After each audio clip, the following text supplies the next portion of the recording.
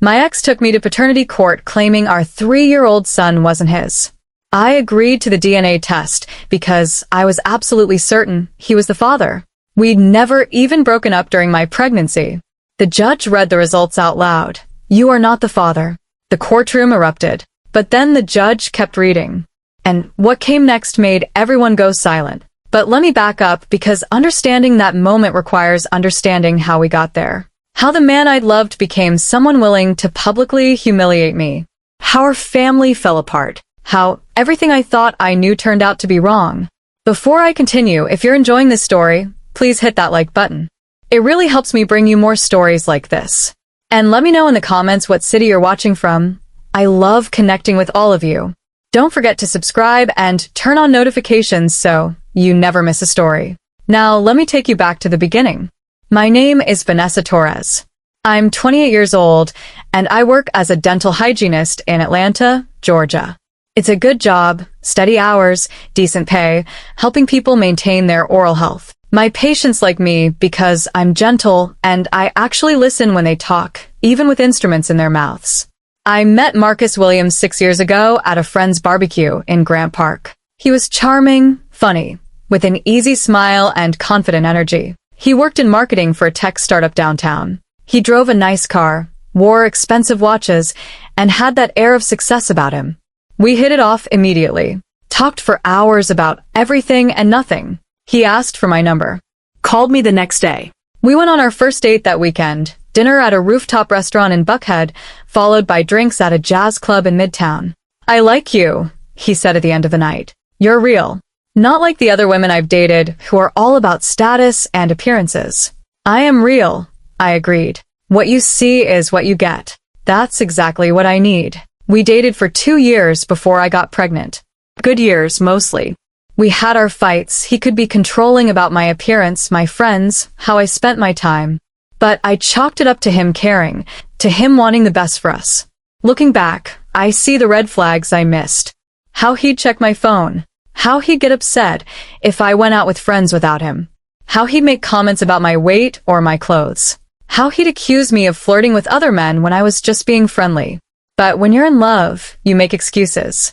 You rationalize. You tell yourself everyone has flaws. When I found out I was pregnant, I was nervous. We talked about kids eventually, but we weren't married, weren't even living together yet. I didn't know how Marcus would react. I told him over dinner at his apartment. Made his favorite meal, jerk chicken and rice and peas. Waited until after we'd eaten. Then I pulled out the positive pregnancy test. "I'm pregnant." Marcus stared at the test for a long moment. Then he looked up at me, his face unreadable. "Are you sure it's mine?" The question hit me like a slap. "What? Of course it's yours. Who else's would it be?" "I don't know. You tell me." "Marcus, I haven't been with anyone but you. For 2 years. You know that." Doi. You could be lying. Women lie about this all the time. I was stunned, hurt, Angry. "I'm not lying." This is your baby. He was quiet for a moment, then his expression softened. "Okay."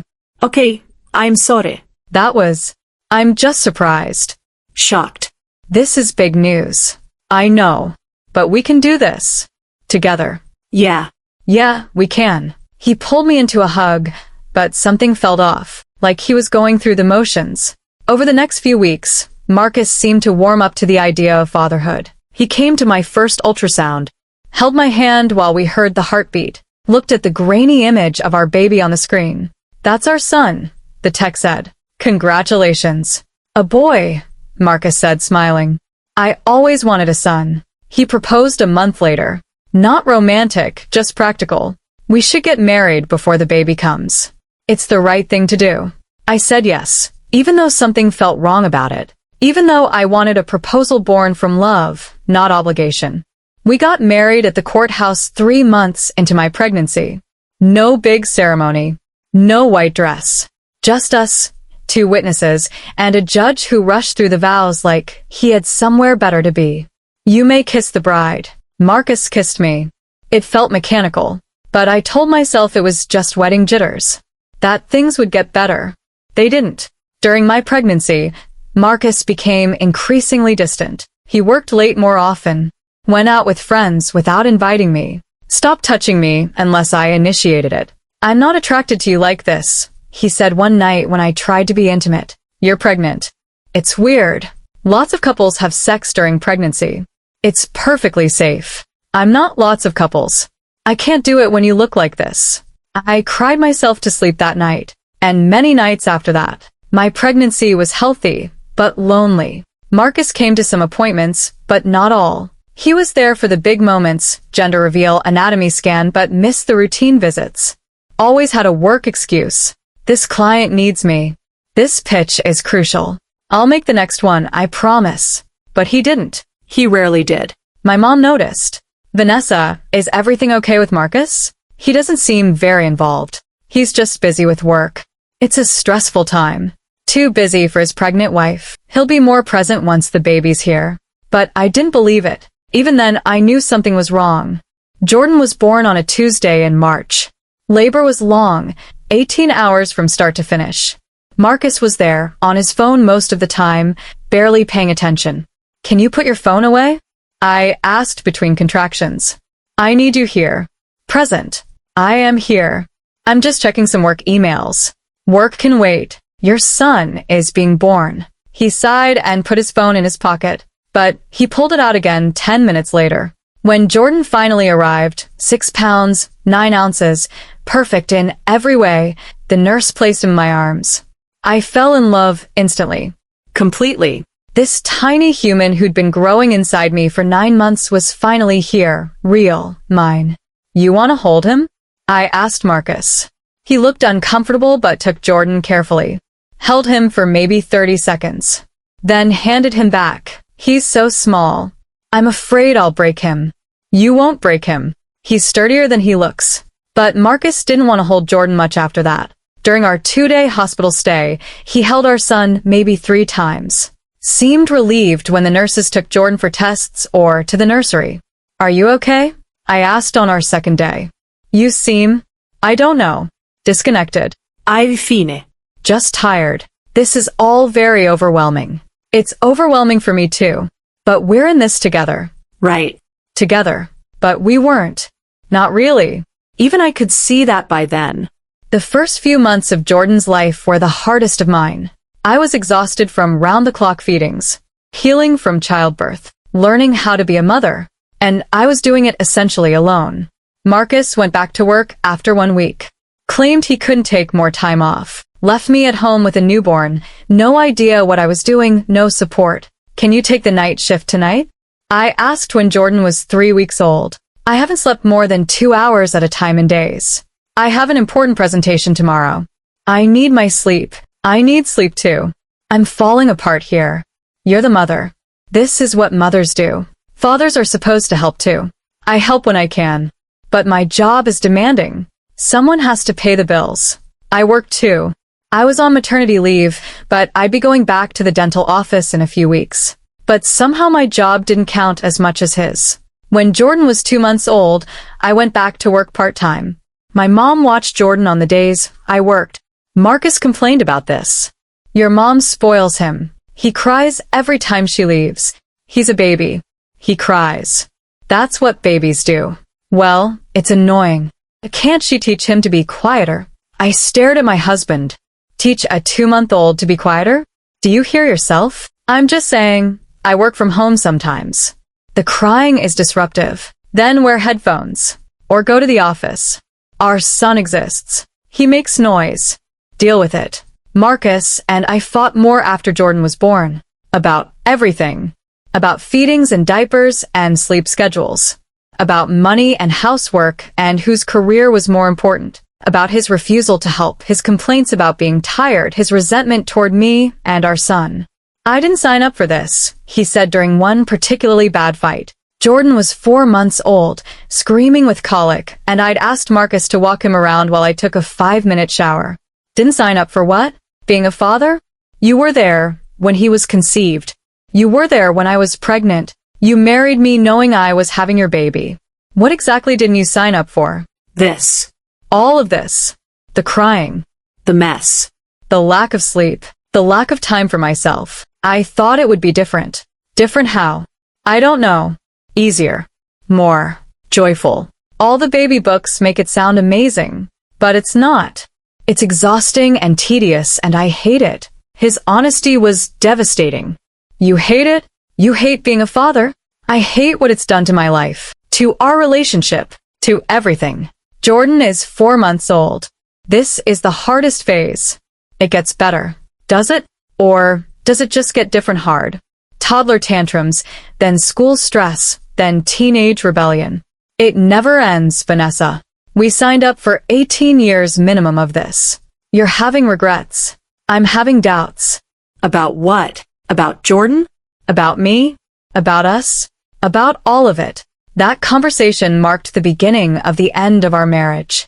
When Jordan was 8 months old, Marcus moved out, said he needed space, needed to figure out what he wanted, needed to not be drowning in diapers and baby screams. I still love you, he said while packing his clothes. But I can't do this right now. I can't be the husband and father you need. So, you're just leaving? Walking away from your family? I'm not walking away. I'm taking a break. We'll figure it out. You don't take a break from being a parent. Jordan doesn't stop existing because you're tired. I know that. I'll still see him. I'll still pay child support. I'm not abandoning him, but he was. We both knew it. After Marcus left, he saw Jordan sporadically. Once every couple of weeks, if that. Always had an excuse for canceling.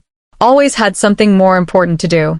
I filed for divorce when Jordan was 10 months old. Marcus didn't contest it.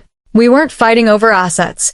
We'd been married less than 2 years, had nothing to split except debt. The only real issue was custody and child support. I want joint custody, Marcus said through his lawyer. You barely see him now. Why would you want joint custody? He's my son.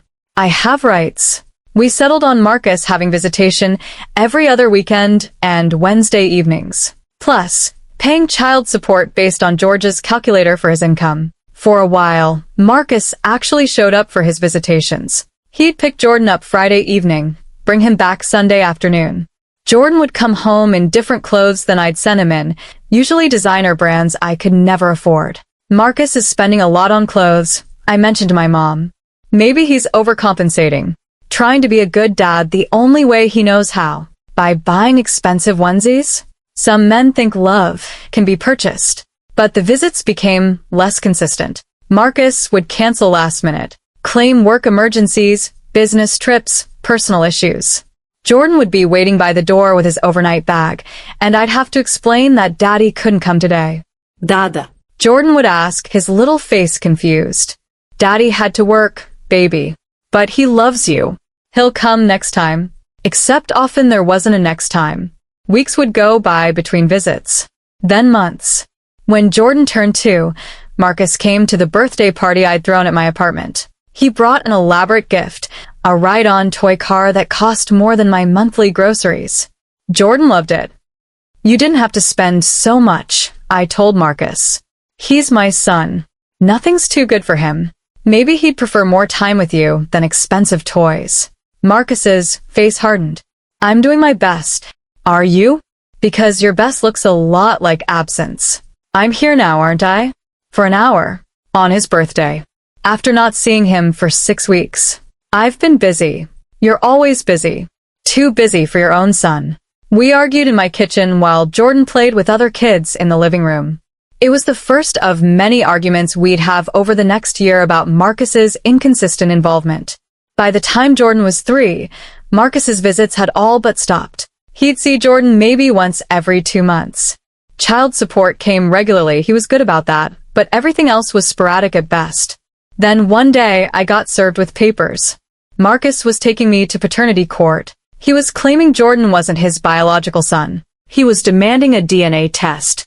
He was asking to be released from child support obligations if the test proved he wasn't the father.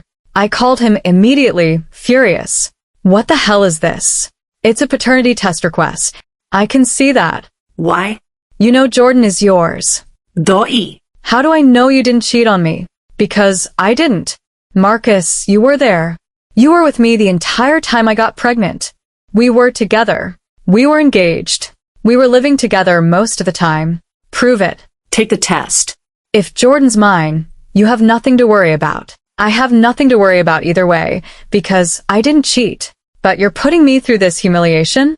You're questioning whether your own son is yours. My lawyer thinks it's a legitimate question. Your lawyer is looking for a way to get you out of child support. If Jordan's not mine, why should I pay? He is yours. Then prove it. I couldn't believe this was happening. After everything, after the pregnancy, the marriage, the divorce, 3 years of raising our son mostly alone, Marcus was publicly calling me a cheater, questioning whether Jordan was his, taking me to court. Fine, I said through gritted teeth. Fine. We'll do the DNA test. And when it comes back showing you're his father, you're going to apologize. You're going to admit you were wrong. And you're going to start being the father Jordan deserves. We'll see. The court date was set for 6 weeks later. In those 6 weeks, I was a wreck. Not because I had any doubt about the results. I knew Jordan was Marcus's son with absolute certainty. But because I knew this would be public, in a courtroom, with a judge and cameras and people watching. Marcus had chosen one of those TV paternity court shows. The kind where the results are revealed dramatically in front of an audience. Where the host makes commentary. Where everyone's dirty laundry gets aired. You don't have to do this on TV, my mom said. You can request a private test. Marcus is the one who filed. He chose the show. If I refuse, it makes me look like I'm hiding something. You're not hiding anything. I know, but he's making it seem like I am. Like, I'm afraid of the results. I'm not afraid. Let him humiliate himself on national television when the test proves he's wrong. The day of the court taping arrived. I got dressed carefully, conservative dress, minimal makeup, hair pulled back. I wanted to look respectable. Trustworthy. Like a good mother who'd never cheat on her husband. Marcus showed up in a suit, flanked by his mother and his best friend. His mother glared at me like I was the devil incarnate. You better hope that test comes back right, she hissed as we waited in the hallway. Because if you've been lying about my grandson all this time, he's not lying, I said firmly. Jordan is Marcus's son. This whole thing is ridiculous. We'll see. We were called into the courtroom. The judge, actually a TV personality with no legal authority but playing the role, sat at the bench. The audience filled the seats. Cameras pointed at us from multiple angles. Ms. Torres, the judge began, reading from her notes. Mr. Williams has brought you here today to establish paternity for 3-year-old Jordan Williams. Mr. Williams claims that you had the opportunity to be unfaithful during the period of conception. Is this true? No, Your Honor. I was never unfaithful to Marcus. Not once. Not ever. Mr. Williams, why do you believe Jordan may not be your biological son? Marcus stood. Because I have doubts. Because things don't add up. Because I have the right to know for certain. What things don't add up? Jordan doesn't look like me. He has different features. Different coloring. People say he looks nothing like me. Jordan looks like my side of the family, I interjected. He has my eyes, my skin tone. That's not suspicious. That's genetics. We'll let the science decide, the judge said. The DNA test results are in.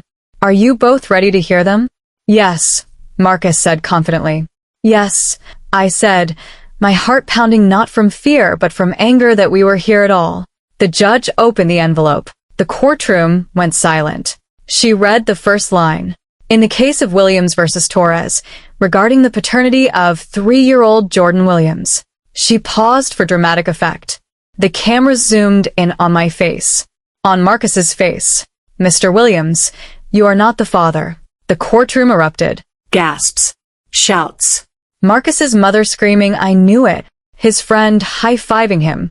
The audience buzzing with judgment and shock. I felt the floor drop out from under me. That was impossible. Impossible. I hadn't been with anyone else. There was no way. But the judge wasn't done reading. She held up her hand for silence. However, everyone went quiet, waiting. The judge looked down at the paperwork, then back up at us. The DNA test revealed that Mr. Williams has a genetic condition called Klinefelter syndrome. This condition affects approximately 1 in every 600 males. Men with this condition have an extra X chromosome, which typically results in infertility or severely compromised fertility. Marcus's face went pale. What?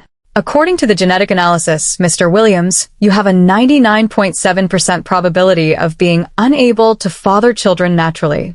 The medical geneticist who reviewed your results indicated that natural conception would be nearly impossible given your genetic profile. The courtroom was silent now, everyone trying to process what this meant. I don't understand, Marcus said. What are you saying? I'm saying that not only is Jordan not your biological son, but you're almost certainly not the biological father of any child. Which means... She turned to me. Ms. Torres, if you did not have relations with any other man during the time of conception, and Mr. Williams is biologically incapable of fathering children, then we have a medical mystery on our hands. There are only a few possible explanations. My mind was reeling. Marcus couldn't have children? But that meant... How was I pregnant? I didn't cheat. I knew I didn't cheat. So how? Your Honor, I said, my voice shaking. I don't understand what's happening. I was with Marcus when I got pregnant. Only Marcus. I've never been with anyone else. Not before him. Not during our relationship. Not after. How is this possible? The judge looked at her notes again. There are several possibilities we need to investigate. The most concerning is a potential hospital error. Were you hospitalized around the time Jordan was born? Yes. Northside Hospital. I gave birth there. Did you have any complications during birth? Any reason Jordan might have been separated from you for an extended period? I thought back. I had a hemorrhage after delivery. They took Jordan to the nursery while they stopped the bleeding. I was in surgery for about 2 hours. My mom was with Jordan that whole time. And when you got back from surgery, was Jordan brought back to you? Yes. They brought him to my room. With a hospital bracelet. The nurse checked the number against mine. Everything matched. Hospital bracelets can be switched, the judge said carefully. It's rare, but it happens. Ms. Torres, I'm going to strongly suggest that you contact Northside Hospital and request a full investigation. Because if you're telling the truth about not being with anyone else, and Mr. Williams is biologically unable to father children, then there's a possibility, a very real possibility, that the baby you brought home from the hospital is not your biological child. The words hit me like a freight train. Not my biological child. Jordan. My Jordan. The baby I'd carried for 9 months. The son I'd nursed and rocked and raised for 3 years. Not mine? No. Iwis parat. No, that's not possible. He's mine. I know he's mine. DNA doesn't lie, Ms. Torres. And if Jordan isn't Mr. Williams's biological son, and Mr. Williams can't father children, and you weren't with anyone else, then the only logical explanation is a hospital error. Either a switched baby, or... She paused. Or some other form of medical mistake. Marcus was still standing there, stunned. His mother was crying. His friend looked confused.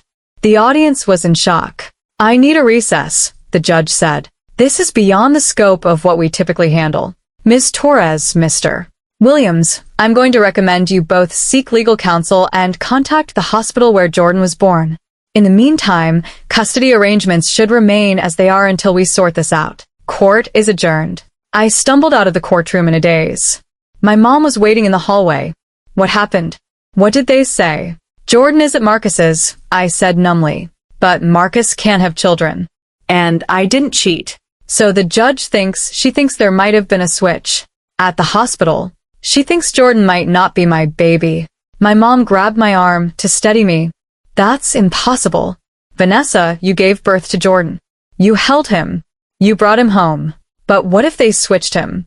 What if the baby I brought home isn't the baby I delivered? What if my real son is out there somewhere with another family and I've been raising someone else's child? Stop. Stop thinking like that. We don't know anything yet. Let's not panic until we know for sure. But I was panicking. Because everything I thought I knew had just been revealed as a lie. Marcus wasn't Jordan's father. But Marcus also couldn't father any children. Which meant either I'd been with someone I didn't remember, or there was a medical explanation I didn't understand. Or my son wasn't my son. That night, I couldn't sleep. I kept going to Jordan's room, watching him sleep. His little face, so peaceful. His dark curls. His long eyelashes. Was this my baby? The baby I'd carried? Or had there been a mistake? I pulled up photos from the hospital. The first photos of Jordan, taken minutes after birth. He'd been covered in vernix, wrinkled, red. All newborns look similar. Could I have missed something? Could someone have switched babies while I was in surgery? My mom had been with him. I called her at midnight. Mom, when I was in surgery, did you stay with Jordan the whole time? What? Vanessa, it's midnight. Please, Mom. This is important. Did you stay with him the whole time? Yes. Well, mostly. There was about 20 minutes when they took him for some tests. Routine newborn screening. I waited in the hall outside the nursery. But I could see the door the whole time. Could you see Jordan specifically? No. He was in the nursery with other babies. But Vanessa, they had bracelets. They checked them. They wouldn't have made a mistake. But they could have. Mom, hospitals make mistakes all the time. Baby switches happen. It's rare, but it happens. You're not thinking clearly. You're in shock. Let's talk about this tomorrow. But I couldn't wait until tomorrow. I needed answers now. The next morning, I called Northside Hospital. My hands were shaking as I dialed. Good morning, Northside Hospital. How may I direct your call? I need to speak to someone about a potential issue from 3 years ago. A birth. My son's birth. I can transfer you to medical records. One moment, please. Hold music. My heart pounding. Jordan was playing with blocks on the living room floor, oblivious to the fact that his entire existence was being questioned. Medical records. This is Patricia. How can I help you? My name is Vanessa Torres. I gave birth at your hospital 3 years ago, March 18th, and I need to request an investigation into whether there might have been a mistake. A baby switch. Silence on the other end. Then, ma'am, baby switches are extremely rare. Our protocols are very strict. I understand, but I need you to investigate anyway, because my son's DNA test just revealed something impossible, and the only explanation is a hospital error. I'll need to transfer you to our risk management department. Please hold. More hold music. More time for my mind to spiral. What if Jordan was a mine? What if my real son was out there, being raised by strangers?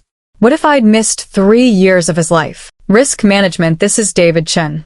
I understand you have concerns about a potential incident from 3 years ago. I explained everything. The paternity test. Marcus's infertility. The impossibility of the situation. The hemorrhage and surgery that separated me from my baby for 2 hours. Ms. Torres, I'm taking this very seriously. But I need you to understand that making an accusation like this requires evidence. We'll need to review the records from that day, interview staff who are working, examine our protocols. This could take weeks. I don't have weeks. I need to know if my son is my son. I understand your urgency, but we can't rush an investigation like this. What I can do is expedite the records review and get back to you within 48 hours with preliminary findings. In the meantime, I'd suggest you consult with a lawyer. If there was an error, you'll want legal representation. 48 hours. That's the best I can do. I'm sorry, Ms. Torres. I truly am. After I hung up, I sat on the floor next to Jordan. He was building a tower with his blocks, then knocking it down and giggling. Mama, look. He pointed at his blocks proudly. I see, baby. That's so good. He had my mom's eyes. That's what I'd always thought. Brown with gold flecks. But now I looked closer, wondering, did he really have my mom's eyes? Or was that just what I wanted to see? I called my mom. They're investigating. 48 hours. What are you going to do until then? I don't know. Wait. Lose my mind. Question everything. Do you want me to come over? No. I need to. I need to be alone with Jordan. To look at him. To figure out if I would have known. If I should have known. Vanessa, you can't torture yourself like this. How can I not? Mom, what if he's not mine? What if I've been raising someone else's child for 3 years? Then you've loved him. You've been his mother. That doesn't change. But somewhere there's another child. My child. Who's been with another family. Who doesn't know me. We don't know that yet. Don't spiral until you know for sure. But I was already spiraling. That evening Marcus called. I heard from the hospital. They're investigating. How did you hear from the hospital? I called them too. Vanessa, if Jordan isn't my son and isn't your son, I need to know. I have rights here. Rights to what? You haven't seen him in months. You took me to court to prove he wasn't yours. You got what you wanted, but I didn't know about my condition. The Klinefelter syndrome. Nobody told me I couldn't have kids. How did you not know? Didn't you ever have fertility testing? Silence. Then, I suspected. Years ago. I had some symptoms. But I never got tested. I didn't want to know. You didn't want to know? Marcus, you let me get pregnant thinking you were the father, all while suspecting you might be infertile. I thought maybe I'd gotten lucky. That maybe I was one of the rare cases where it was still possible. But you knew there was a chance I wasn't carrying your baby. I thought you'd cheated. I thought that was the explanation. So instead of telling me you might be infertile, you accused me of infidelity. For 3 years. You put me through hell, Marcus. You made me doubt myself. You made everyone think I was a cheater. I'm sorry. I should have told you. But I was ashamed. Men with Klinefelter, their stigma. I didn't want anyone to know. Your shame cost me my reputation. And now it might cost me my son. If Jordan isn't biologically ours, what happens to him? I don't know. I don't know anything anymore. After hanging up, I did something I probably shouldn't have. I got a DNA test kit from the pharmacy. One of those home testing kits. I swabbed Jordan's cheek and my own. Sent them to the lab with rush processing. Just to be sure, I told myself. Just to know before the hospital finishes investigating. The next day, I called a lawyer, Rebecca Martinez, who specialized in medical malpractice and hospital negligence. Miss Torres, I'm familiar with your case. I saw the court show. Of course she had. Everyone had. The paternity court episode had aired, and now I was getting recognized in public. People whispering, pointing, judging. Can you help me? I asked. I can. But I need you to understand what you're facing.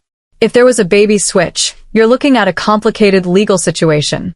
There's the question of custody. Who has rights to which child?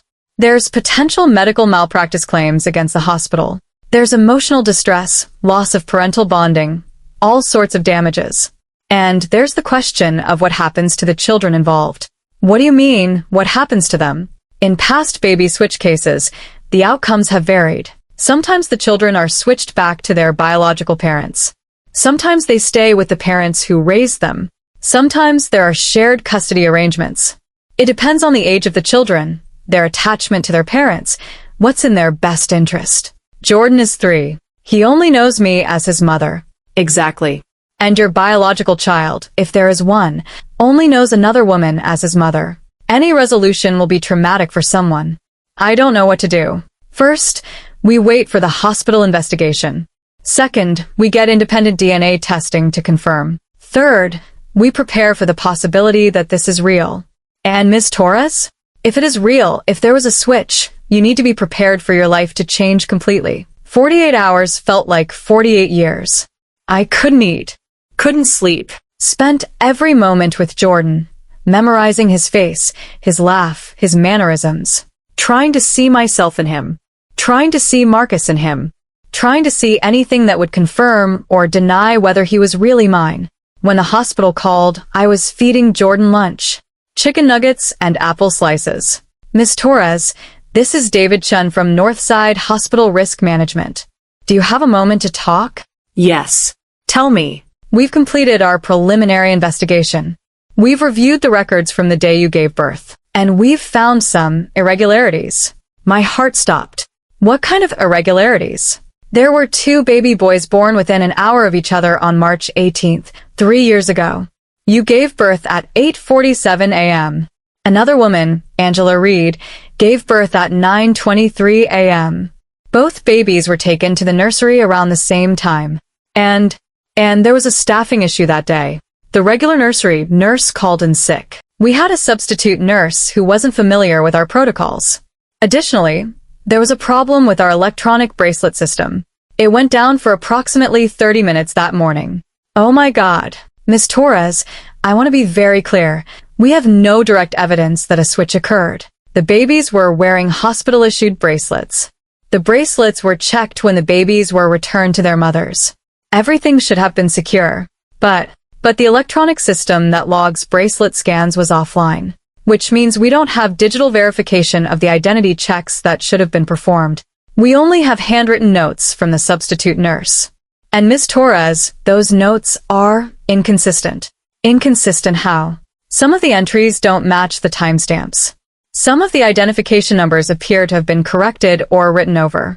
It's not definitive proof of an error, but it's enough to warrant further investigation. What about the other mother? Angela Reed. Have you contacted her? Not yet. We wanted to speak with you first. Miss Torres, before we contact Mrs. Reed, we need your permission to proceed. Because if we're right, if there's a switch, we're about to turn two families' lives upside down. Do it. Contact her. We need to know the truth. I understand. We'll reach out to Mrs. Reed today. And Miss Torres, I strongly encourage you to have legal representation present for any further discussions. After the call ended, I sat there in stunned silence. Jordan was still eating his chicken nuggets, oblivious. "Mama sad?" he asked, looking at my face. "No, baby." But I wasn't okay. I was falling apart. That evening, the DNA test results I'd ordered came back. I opened the email with shaking hands. Maternity test results. Probability of maternity, 0%. Conclusion, Vanessa Torres is excluded as the biological mother of Jordan Williams. I read it 3 times. 4 times. 5 times. Trying to make the words say something different, but they didn't change. Jordan wasn't mine. Biologically, definitively, scientifically, Jordan was not my son, which meant somewhere out there another child was. My actual biological son. A 3-year-old boy I'd never met, who didn't know I existed. I called my mom, sobbing. The test came back. He's not mine. Jordan's not mine. Oh, honey. I'm so sorry. I'm coming over right now. What do I do? How do I love him the same? Knowing he's not mine. He is yours. He's been yours for 3 years. Biology doesn't change that. But there's another child. My real son. And I don't even know where he is. We'll find him. We'll figure this out. When my mom arrived, I was sitting on the couch, holding Jordan while he slept. He'd fallen asleep in my arms after his bath, his little body warm and trusting against mine. He doesn't know, I whispered. He has no idea his whole world is about to change. Maybe it doesn't have to change, my mom said carefully. Maybe you can work something out with the other family. Shared custody. A relationship with both families. Or maybe they'll take him. Maybe they'll say he's theirs, and I'll lose him completely. Stop. You're catastrophizing. We don't know what's going to happen. The next morning, Rebecca Martinez called. The hospital contacted Angela Reed. Vanessa, you need to sit down for this. I'm sitting. Angela Reed took a DNA test with her son last night. Emergency testing. Rush results. The results came back this morning. And her son isn't biologically hers either. Which means there's a 99.9% probability that you and Angela Reed had your babies switched at the hospital. Her son is your biological child. And Jordan is her biological child. I couldn't breathe. Couldn't think. The words were too big, too impossible. Angela Reed wants to meet with you. Today, if possible. To discuss the situation. To decide what to do next. I don't know if I can. Vanessa, you have to. This isn't going away. You need to face this. What about Marcus? Does he know? The hospital informed him. He's asking about custody. About his rights. He has no rights. He's not the biological father of either child. That's true. But he's Jordan's legal father. He's on the birth certificate. He's been paying child support. The law isn't clear on what happens in a situation like this. This is a nightmare. I know. But we're going to get through it. First step, meet with Angela Reed. See if you two can work together. Because the alternative is a legal battle that will hurt everyone, especially the children. The meeting was scheduled for that afternoon. Neutral location, Rebecca's law office. Angela Reed would bring her lawyer. I would have Rebecca, and we would figure out what to do with the 2 3-year-old boys whose lives had been switched. I arrived early, my stomach in knots. Rebecca met me in the lobby. Are you ready? No. But let's do this anyway. We went up to the conference room. Angela Reed was already there. She was about my age, blonde, well-dressed. And she looked as terrified as I felt. Miss Torres, she said, standing. I, Mangala. This is my lawyer, David Kim. Vanessa. Please. We sat down across from each other. Two mothers. Two switched babies. Two broken families. Angela pulled out a photo and slid it across the table. This is my son. Caleb. I looked at the photo. A 3-year-old boy with dark curly hair and brown eyes. My eyes. My features. My son. He looks like me, I whispered. He does. And Jordan looks like me. When I saw his picture from the court show, I knew. I knew immediately. He has my husband's nose. My eyes. My mother's mouth. I recognized him. Why didn't you say something before? If you recognized him from the show?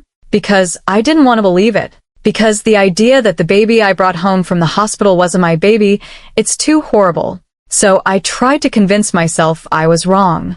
But then the hospital called. And I had to face it. What do we do now? I asked. Angela looked at me with tears in her eyes.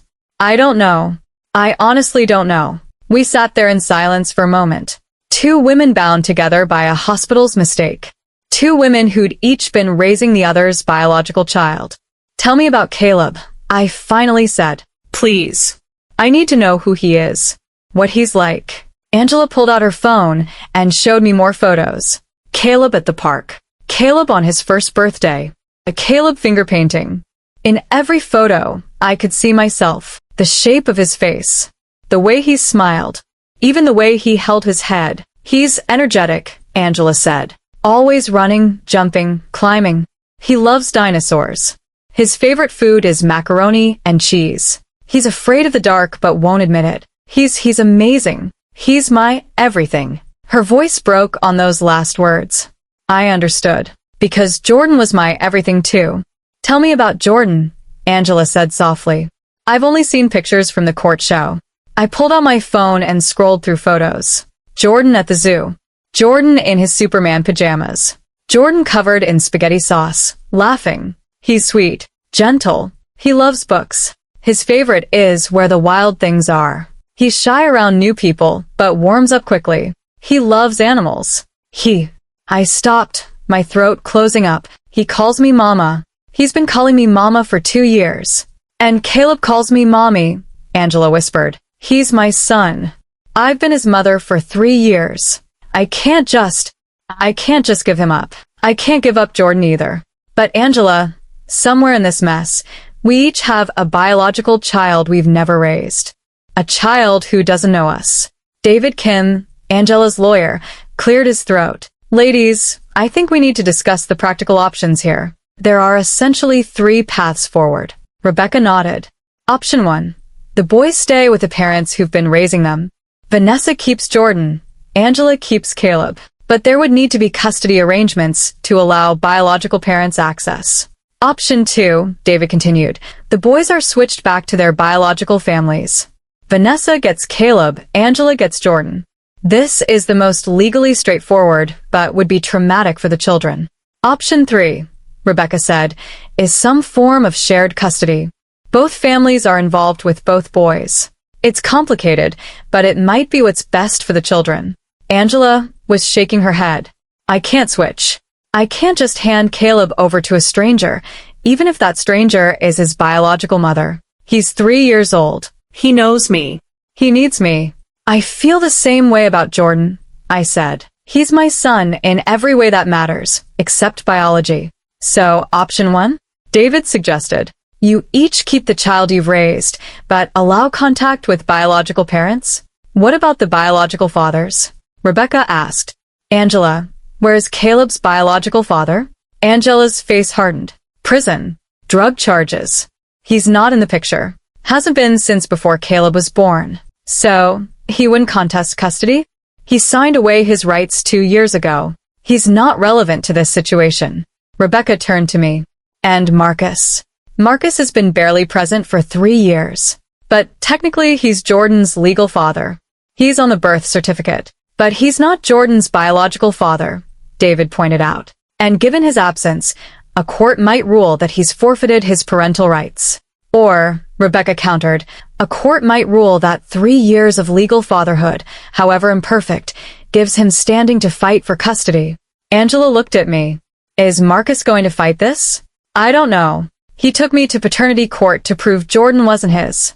But now that he knows about his infertility, about the switch, I don't know what he wants. We need to find out, David said. Because if Marcus is going to contest custody, that changes the entire equation. The meeting lasted 2 hours. By the end, we'd agreed on one thing. We needed to meet the other child before making any permanent decisions. I needed to meet Caleb, my biological son. Angela needed to meet Jordan, hers. How do we do this? I asked. How do we introduce them without traumatizing them? Carefully, Angela said. Very, very carefully. We agreed to meet at a park the following Saturday. Neutral territory. Angela would bring Caleb. I would bring Jordan. We'd tell the boys they were meeting new friends. And we'd see how they interacted. After that meeting, Rebecca said, we'll reconvene and discuss next steps. But ladies, I want you both to think seriously about what you want. Because whatever you decide will affect not just your lives, but these children's lives forever. After the meeting, I drove home in a daze. Saturday. In 5 days, I would meet my biological son for the first time. The child who'd grown in my body. The child who'd been switched at birth. The child who'd been living with Angela Reed for 3 years. When I got home, Jordan was with my mom. He ran to me when I walked in. Mama. Mama home. I scooped him up and held him tight. Too tight. He squirmed. Mama. Too squishy. Sorry, baby. I missed you. After Jordan went to bed, I told my mom everything. About Angela. About Caleb. About the meeting on Saturday. How do you feel? She asked. Terrified. Confused. Torn. I love Jordan. He's my son. But Caleb is also my son, and I've never even held him. How am I supposed to choose? Maybe you don't have to choose. Maybe you can love them both. But how? How do I split my heart like that? And what about Jordan? What if he bonds with Angela? What if he realizes she's his real mother and stops loving me? Vanessa, listen to me. You are Jordan's mother. You've been his mother for 3 years. That doesn't disappear because of biology. And Caleb? You'll learn to love him too. Love isn't finite. It expands. I'm scared, Mom. I'm scared of losing Jordan. I'm scared of not being able to love Caleb. I'm scared of all of this. I know. But you're strong. You'll figure it out. The next few days were agony. I went through the motions, work, caring for Jordan, normal life, but my mind was constantly on Saturday. On meeting Caleb. On watching Jordan meet Angela. Marcus called on Thursday. I heard you met with Angela Reed. How did you know that? The hospital told me. Vanessa, we need to talk about what happens next. What do you want, Marcus? I want to know where I stand. Jordan isn't my biological son, but I'm his legal father. I have rights. Rights you've barely exercised for the past year. When was the last time you saw him? 2 months ago. I've been busy. You're always busy. Too busy to be a father. But now that there's a possibility you might lose him, suddenly you care? I do care. He's been my son for 3 years. I can't just walk away. You've been walking away for months. Why stop now? Because this is different. Because if I don't fight for him now, I'll never get another chance. So, what are you saying? You want custody? I'm saying I want to be involved. I want a say in what happens. You can't just cut me out. Watch me. I hung up, furious. Of course Marcus would suddenly want to be involved now. Not when Jordan was a colicky baby keeping us up all night. Not when Jordan was learning to walk and needed constant supervision. Not during the hundreds of difficult, exhausting, thankless days of early parenthood. But now, when there was drama, when there were legal complications, when his rights might be challenged, now he cared. Saturday arrived too quickly. I dressed Jordan in his favorite outfit, a blue shirt with a dinosaur on it, combed his hair, put on his light-up sneakers. Where going, Mama? To the park, baby. To play. With who? With some new friends. You're going to meet a nice lady and a little boy. Little boy my age. Yes. Exactly your age. The park was crowded with families. I spotted Angela immediately. She was sitting on a bench, holding the hand of a dark-haired boy in a red jacket. Caleb. My breath caught. That was my son. My biological son. The child who'd come from my body. I walked over slowly, Jordan's hand in mine. When we got close, Jordan hid behind my leg, suddenly shy. "Hi," I said to Angela. My voice shook. "Hi," she said back. Her eyes were on Jordan, drinking him in, seeing her biological son for the first time since he was a newborn. Caleb was staring at me with wide eyes. Angela's eyes, I realized. But my nose, my chin, a perfect blend of both of us. "Caleb, this is Vanessa. She's a friend of Mommy's. And that's her son, Jordan." "Hi, Jordan," Caleb said shyly. Jordan peeked out from behind my leg. Eat. "Do you want to play?" Caleb asked. Jordan looked up at me. I nodded. "Go ahead, baby." The two boys ran off toward the playground. Angela and I sat on the bench, watching them. "He's beautiful," Angela said, her eyes on Jordan. "My son is beautiful. So is Caleb," I said, watching my biological son climb the slide. "He has your smile. And your features. I can see you in him." We sat in silence, watching our switch sons play. They were laughing, chasing each other, acting like they'd known each other forever instead of 5 minutes. "This is so surreal," Angela said, watching them play together. My biological son, and the son I've raised. They have no idea how connected they are. "What do we do?" I asked. How do we make this work?" I've been thinking about that all week, and I think we have to do what's best for them, not for us. Even if it hurts. What's best for them is stability, continuity, not being ripped away from the only parents they've known. I agree. But they also have a right to know their biological parents, to have a relationship with both families. So, we do shared custody? Some kind of co-parenting arrangement. Maybe. But Vanessa, I have to be honest with you. I don't know if I can do this. I don't know if I can share Caleb with you. He's my son. I've raised him. I've been there for every milestone. The idea of you taking him for weekends or weeks or months, it terrifies me. I feel the same way about Jordan. But Angela, we can't just pretend the other doesn't exist. We can't deny these boys their biological parents. Can't we? People do it all the time. Adoption. Sperm donors. Surrogacy. Biology doesn't always equal family. But this is different. This wasn't a choice. This was a mistake. And both boys have biological parents who want to know them. Do we? Do we really want to know them? Or do we just feel like we're supposed to want to know them? I looked at Caleb on the playground, laughing, happy, Loved. Did I really need to disrupt his life? Did he need me in his life when he already had a mother who loved him? And Jordan, my Jordan, did he need Angela? Did he need to know she was his biological mother? Or would that just confuse him? I don't know, I admitted. I thought I wanted to fight for Caleb. But seeing him here, seeing how happy he is with you, maybe fighting isn't what's best for him. And maybe Jordan is better off with you, the mother who's actually been mothering him. So, what do? Just walk away from our biological children. No. But maybe we don't force a custody arrangement. Maybe we just stay in touch. Let the boys be friends.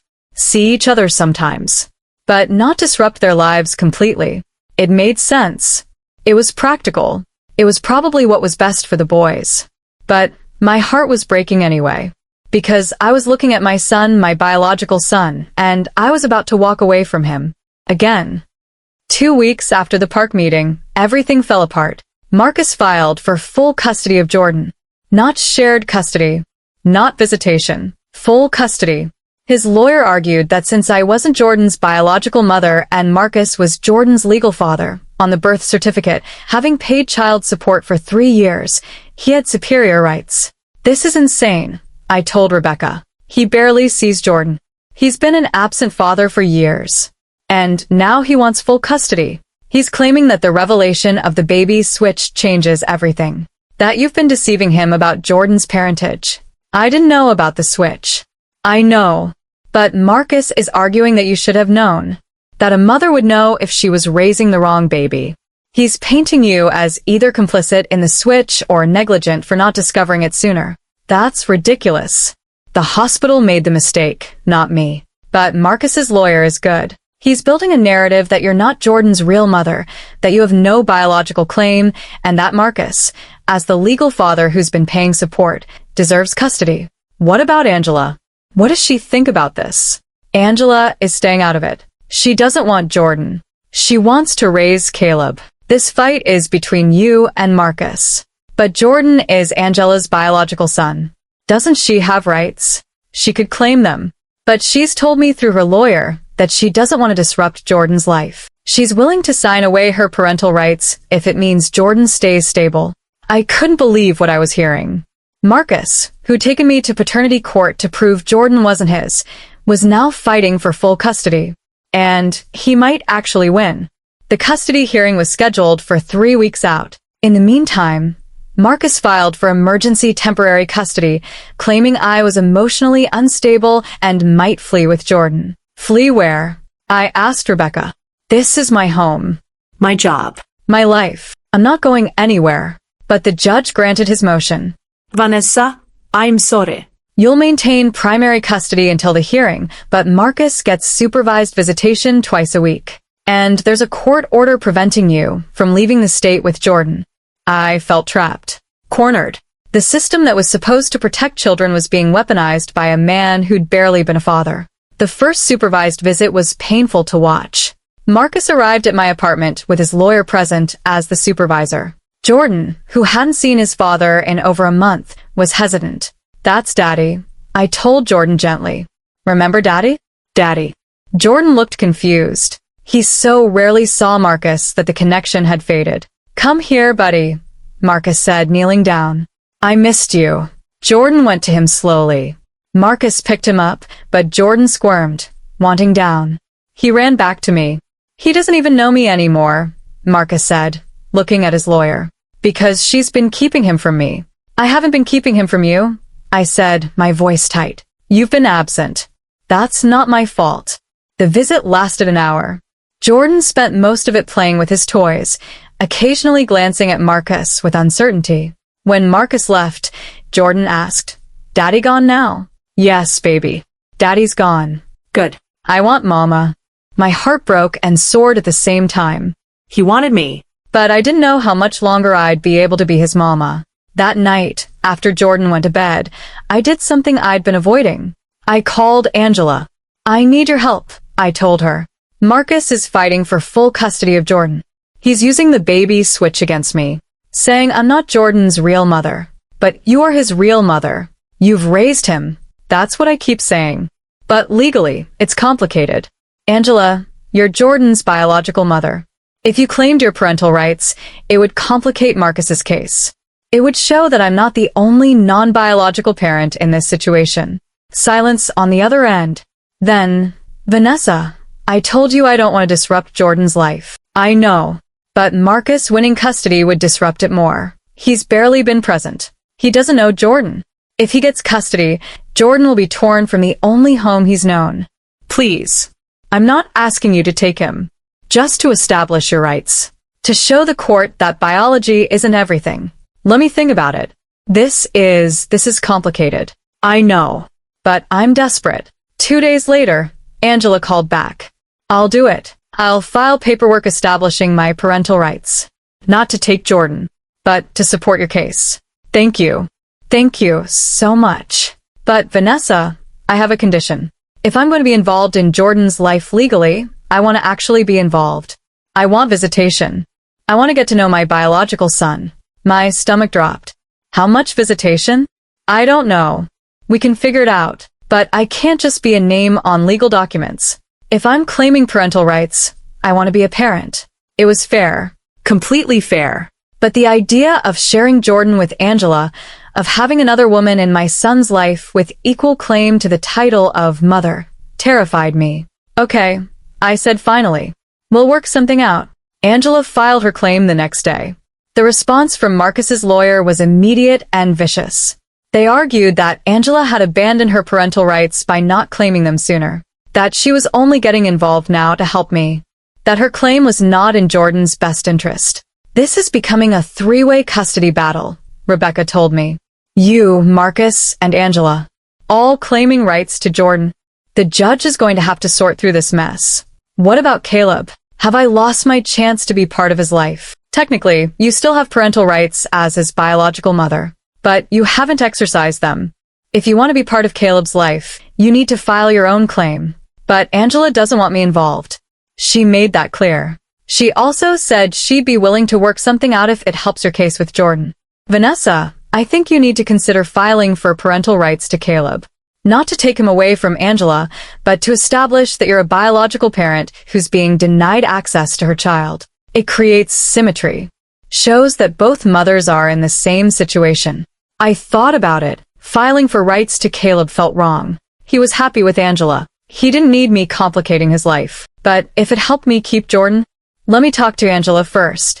I met Angela at a coffee shop near my apartment. We sat across from each other, two women bound together by a hospital's mistake, trying to navigate an impossible situation. I want to file for parental rights to Caleb, I said.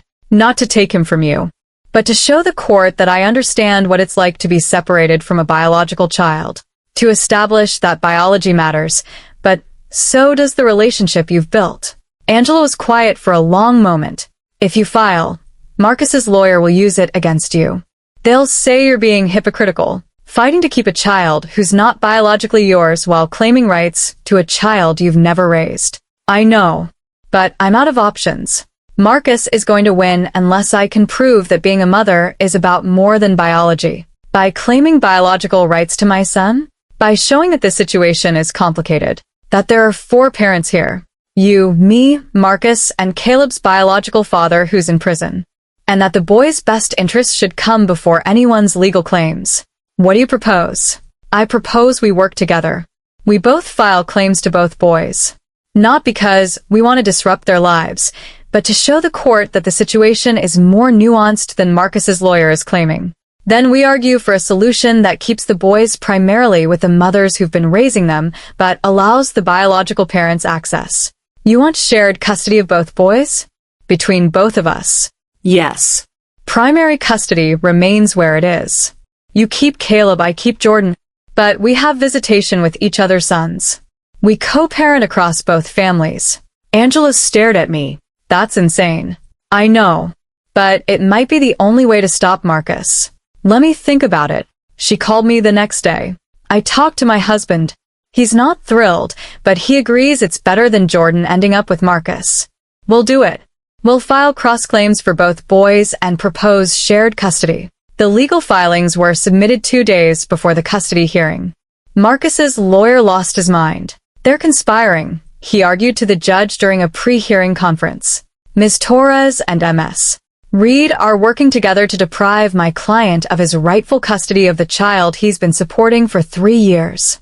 Your Honor, Rebecca responded, the reality is that this is a unique situation involving a hospital error that switched 2 newborns. Both mothers have valid claims, Ms. Torres as the woman who's raised Jordan, Ms. Reed as his biological mother. Mr. Williams, meanwhile, has no biological connection to either child and has been minimally involved in Jordan's life. The judge, an older woman named Sandra Martinez, looked exhausted. This is the most complicated custody case I've seen in 30 years on the bench. Lawyers, I'm going to require mediation before we proceed to a hearing. All parties need to sit down with the professional mediator and try to reach an agreement. Because if I have to decide this, someone is going to be very unhappy with my ruling. The mediation was scheduled for 1 week later. All parties present. Me, Marcus, Angela, and Angela's husband David, who I was meeting for the first time. Plus, our respective lawyers and a mediator named Dr. Patricia Chen. Let's start by acknowledging that everyone in this room loves these children and wants what's best for them, Dr. Chen began. The question is what that actually means. Marcus spoke first. What's best is that Jordan stays with his legal father. I'm on his birth certificate. I've been paying support. I have rights. Rights you haven't exercised. I countered. You've barely seen him in a year. Because you've been alienating me. I've been doing no such thing. You stopped showing up. You stopped calling. You chose not to be involved. Enough, Dr. Chen said. Arguing won't help. Let's talk about what a solution might look like. Ms. Reed, you're Jordan's biological mother. What do you want? Angela looked uncomfortable. I want Jordan to be happy. I want him to stay with Vanessa, the woman who's raised him. But I also want to know him, to have a relationship with him. And Miss Torres, you're Caleb's biological mother. What do you want? The same thing. I want Caleb to stay with Angela. But I want the chance to know my biological son. Mr. Williams, you're not biologically related to either child. What's your goal here? Marcus shifted in his seat. I want to be Jordan's father. I've been his father for 3 years. I don't want to lose that. You've been his father in name, I said, not in practice. That's not fair. It's completely fair. Name one thing you've done for Jordan in the past 6 months. One appointment you've attended. One bedtime story you've read. One diaper you've changed. He's 3. He doesn't need diapers anymore. That's not the point. The point is you haven't been there. And now you want to take him from me just because your ego can't handle that he's not biologically yours. Marcus's face reddened. This isn't about my ego. It's about my rights. Gentlemen, ladies, Dr. Chen interrupted. Let's take a different approach. I'm going to ask each of you, what are you willing to compromise on? We spent 3 hours in that room, negotiating, arguing, sometimes crying. By the end, we'd reached a tentative agreement. Jordan would remain primarily with me. Marcus would have visitation every other weekend and 1 evening per week, but the visits would remain supervised until he could demonstrate consistent involvement. Angela would have 1 weekend per month and regular video calls. Caleb would remain primarily with Angela. I would have 1 weekend per month and regular video calls. Marcus would have no claim to Caleb, acknowledging he had no biological or established relationship with him. This is contingent, Dr. Chen said, on psychological evaluations of the children to ensure these arrangements are in their best interest, and on both mothers agreeing to facilitate the boys' relationship with each other, playdates, shared birthdays, etc. And child support? Marcus's lawyer asked. Mr. Williams will continue paying support for Jordan, since he's the legal father. Ms. Reed will not be required to pay support to Ms. Torres. Ms. Torres will not be required to pay support to Ms. Reed. The financial arrangements remain as they were. It wasn't perfect, but it was workable. Marcus would still be in Jordan's life, but I would remain the primary parent. Angela would be in Jordan's life, but not in a way that displaced me. And I would finally have the chance to know Caleb, my biological son. Does everyone agree to these terms? Dr. Chen asked. I looked at Rebecca. She nodded. It's the best deal you're going to get. I agree, I said. I agree, Angela said. Marcus hesitated. His lawyer whispered something in his ear. Finally, he nodded. I agree. The relief I felt was overwhelming. We'd avoided a custody battle. We'd found a solution that prioritized the children's stability while acknowledging the biological complexities. But the hardest part was still ahead. Explaining to Jordan that his life was about to get more complicated. That the woman he knew as Mama would remain his Mama, but that another woman, Angela, was also his mother. That his daddy would be around more. That he had a biological brother named Caleb, who he'd be spending time with. How do you explain that to a 3-year-old? How do you make sense of something so complicated that even the adults barely understood it? That night, I sat Jordan down for the most difficult conversation of my life. Jordan, baby, I need to talk to you about something important. He looked up from his toy trucks. Hey, Nana. You remember the nice lady and the boy from the park? Angela and Caleb? Yeah, Caleb was fun. Well, Angela and Caleb are going to be part of our family now. You're going to see them a lot more. Why? How do you explain a baby switch to a 3-year-old? You don't. Not really. Because you and Caleb are special friends. Very special. And Angela she's someone who loves you very much. Just like Mama loves you. 2 mamas? Sort of. But I'll always be your mama. The mama who takes care of you every day. Angela she's like a special aunt. Okay. Can I play now? And just like that, in a way only a 3-year-old can, Jordan accepted the explanation and moved on. I sat there, watching him play, and I realized something. The adults were making this so much harder than it needed to be. We were caught up in biology and legality and rights and custody. But Jordan just wanted to play with his trucks. He wanted someone to read him stories and tuck him in at night. He wanted to feel safe and loved. Everything else was adult complications. Adult fears. Adult egos. Maybe, just maybe, if we could let go of all that and focus on what Jordan actually needed, this could work. But I still didn't know how I'd feel when Angela called him son. When Caleb called me something other than Vanessa. When Marcus played the father role he'd barely filled for 3 years.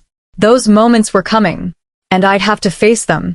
The first weekend with the new arrangement arrived too quickly. Friday evening, Angela came to pick up Jordan for their first overnight visit. I'd packed his bag carefully. His favorite pajamas, his stuffed elephant, the special blanket he needed to sleep, the sippy cup he preferred. Here's his schedule, I told Angela, handing her a typed sheet. He eats dinner at 6. Bath at 7. Bedtime at 8, but he won't actually fall asleep until 8:30. He needs 3 books read to him. And he has to have his night light on. Vanessa, Angela said gently, I've raised a 3-year-old. I know the routine, but Jordan's routine is specific. He's particular about things. I understand. We'll figure it out. Jordan was clinging to my leg, uncertain. Mama coming? No, baby. You're going to stay with Angela tonight, at her house. You'll have fun. Caleb is there. Caleb. His face lit up. He loved Caleb. They'd had 2 playdates since the park meeting, and they'd bonded instantly. That's right.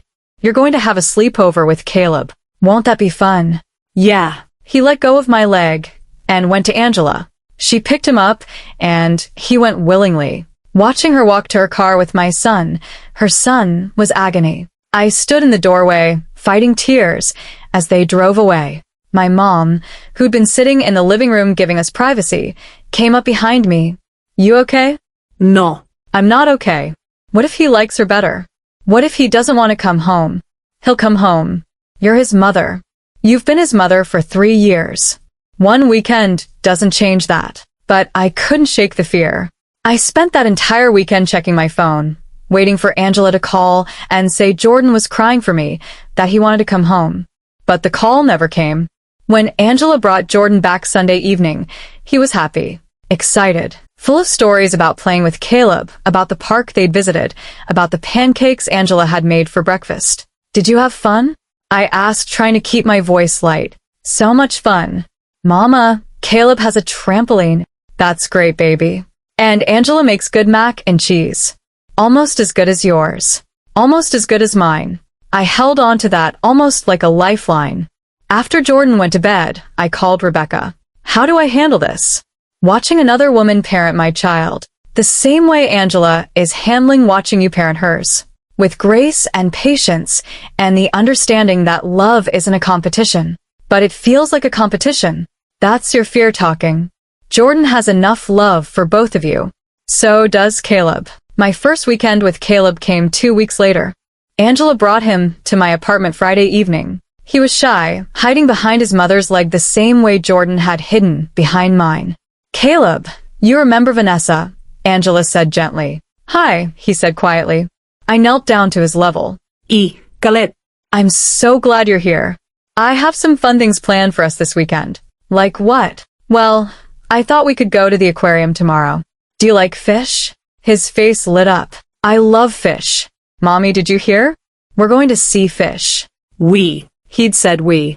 Like I was already part of his world. That weekend with Caleb was surreal. He looked like me, my nose, my chin, my hair. Seeing my features in his face was jarring. This was my son. My biological son. The child who'd grown in my body. But he wasn't mine in the way Jordan was mine. I didn't know his routine.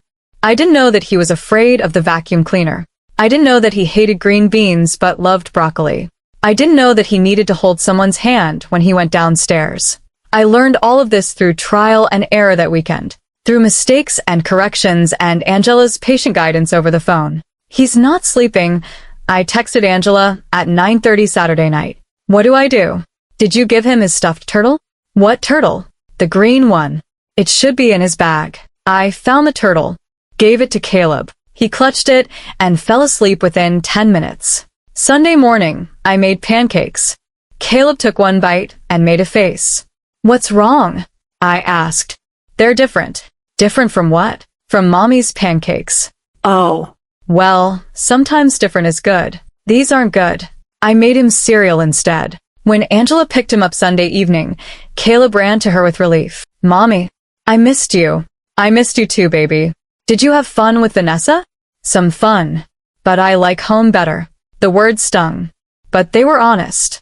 Caleb didn't know me. I was a stranger who happened to share his DNA. Building a relationship would take time. Over the next few months, we settled into the routine. Jordan spent one weekend a month with Angela. I spent one weekend a month with Caleb. The boys had playdates every other week. Marcus had supervised visits with Jordan every Wednesday evening and every other Saturday afternoon. Marcus's visits were hit or miss. Sometimes he showed up. Sometimes he canceled last minute. Jordan stopped asking when Daddy was coming. It was easier for him that way. He's going to disappear again, I told Rebecca after Marcus canceled for the third time in a month. Probably. But at least this time, it's documented. If he doesn't follow through with the custody arrangement, you can petition to reduce his visitation. I don't want to reduce it. I want him to actually be a father. You can't make him want that, Vanessa. He has to choose it. Slowly, carefully, Jordan and I adjusted to sharing our lives with Angela. She was respectful of my role as his primary mother. She never corrected him when he called me Mama. She consulted me about decisions. She sent photos and videos during her weekends with him. And gradually, I adjusted to sharing Caleb with Angela. To being Vanessa instead of Mommy. To being the biological mother, who wasn't really a mother. 6 months into the arrangement, Jordan asked me a question I'd been dreading. Mama, why do I have 2 houses? We were reading bedtime stories, and he'd just come back from Angela's. Because you have a lot of people who love you. You have me, and you have Angela, and we both want to spend time with you. But why? Because you're very special. You're loved by more people than most kids. Caleb too? Yes. Caleb too. Are you Caleb's mama? I paused. How did I answer that? I'm someone special to Caleb. Like Angela is someone special to you. So we're connected? Yes. You and Caleb are connected. And I love Caleb. And Angela loves you. It's complicated, but it's full of love. Okay. He seemed satisfied with that answer and went back to his story. Children are remarkable in their ability to accept complicated situations if you explain them with love and honesty. Adults could learn from them. A year after the custody agreement, things had settled into a new normal. Jordan split time between my apartment and Angela's house. He called me Mama and referred to Angela as Angela Mama or sometimes just Angela. He loved both households, loved both women, and didn't seem confused by having 2 families. Caleb was warming up to me. He still called me Vanessa and called Angela Mommy, but he hugged me goodbye now. He told me about school and friends. He asked when he'd see me again. We were building something, slowly but surely. Marcus's involvement had dwindled to almost nothing. He saw Jordan maybe once a month, if that. I'd given up expecting consistency from him. The boys, Jordan and Caleb, had become inseparable. They called each other brothers, which melted my heart. They wanted playdates constantly. They asked when they could have a sleepover with both families together. That might be too complicated, Angela said when I mentioned the idea. Or it might be exactly what they need. What we all need. To show them that all of us can be in a room together without drama. You think we can do that? I think we have to try. For them. So we planned a joint birthday party. Jordan and Caleb's 4th birthdays were a month apart, so we decided to celebrate together. Both families invited. Angela's husband David, my mom, even Marcus, though he said he probably couldn't make it. The party was at a local park. Bounce houses and pizza and cake. Jordan and Caleb ran around with their friends, laughing, playing, completely comfortable in their complicated family structure. I stood with Angela, watching them play. We did it, Angela said. We made this work. We did. It's not perfect, but nothing is perfect. But this is pretty close. I looked at the 2 boys, one I'd raised, one I'd birthed, and I realized she was right. This wasn't the family I'd imagined. This wasn't the simple, nuclear family I'd thought I'd have. But it was a family, full of love and complexity and compromise. And maybe that's what modern families look like. Maybe that's what it took to put children's needs first. Marcus never showed up to the party. But honestly, We barely noticed. 5 years after the paternity court revelation that changed everything, I stood in my kitchen making breakfast for two 8-year-old boys. Jordan and Caleb were at my dining table, arguing over who got the last waffle. I had 3. You had 4. Jordan insisted. Did not. We both had 3. Caleb shot back. Boys, I said, bringing over another waffle. Problem solved. Now eat before school. They dug into their breakfast, the argument forgotten. This was our routine now. Every other week, both boys stayed with me. The opposite weeks, they stayed with Angela. We'd evolved from the original custody arrangement into something more fluid, more family-like. Vanessa, can you sign my permission slip? Caleb asked, mouth full of waffle. Swallow first, then talk. And yes, I'll sign it. Thanks, V. V, that's what Caleb called me. Not Mom, not Vanessa, V. It was his compromise, his way of acknowledging I was something between the two. Jordan still called me Mama, but he also called Angela Aunt Angela. Now, having settled on that title himself around age 5, the boys knew the truth. We told them when they turned 6, sitting them down together in Angela's living room with both families present. We'd explained about the hospital mistake, about how they'd been switched at birth, about how I'd raised Jordan but birthed Caleb, and Angela had raised Caleb but birthed Jordan. So Jordan is your real son, and Caleb is V's real son? Jordan had asked Angela, trying to understand. Biologically, yes, Angela had said carefully. But both of you are real sons to both of us. We're just one big family that's a little more complicated than most. Like Brady Bunch? Caleb had asked. They'd been watching reruns. Sort of like that, yes. They'd processed it remarkably well. Better than the adults had, honestly. They'd ask questions for a few weeks. Does this mean I have 2 moms? Are we still brothers? Why did the hospital make a mistake? But then they'd moved on. Because to them, the living situation hadn't changed. They still had the same people in their lives. The labels had just gotten more complicated. Marcus was barely in the picture anymore. He'd faded away gradually over the years, his visits becoming less and less frequent until they stopped altogether about 2 years ago. Jordan didn't seem to miss him. He had enough parental figures, me, Angela, Angela's husband David, my mom. He didn't need a father who was only present out of obligation. Is Marcus coming to the science fair? Jordan asked as I packed their lunches. I don't think so, honey. But I'll be there. And Angela and David will be there. And Grandma. Okay. I just thought maybe he'd want to see my volcano. Maybe he will. We'll text him. But I knew Marcus wouldn't show up. He never did anymore. And I'd stopped feeling angry about it. He'd made his choice. He'd chosen not to be a father. That was on him, not on us. The science fair that evening was held in the elementary school gymnasium. Jordan's volcano was impressive. He and Caleb had worked on it together, collaborating like the brothers they'd become.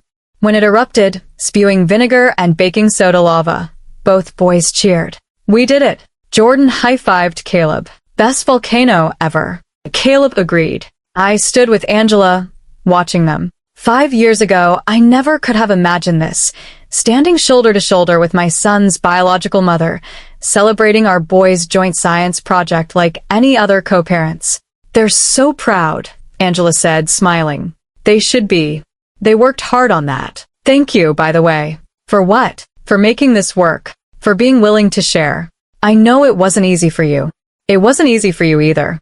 But we did it. For them. For them. Angela echoed. After the science fair, we all went out for ice cream. Me, Angela, David, the boys, and my mom.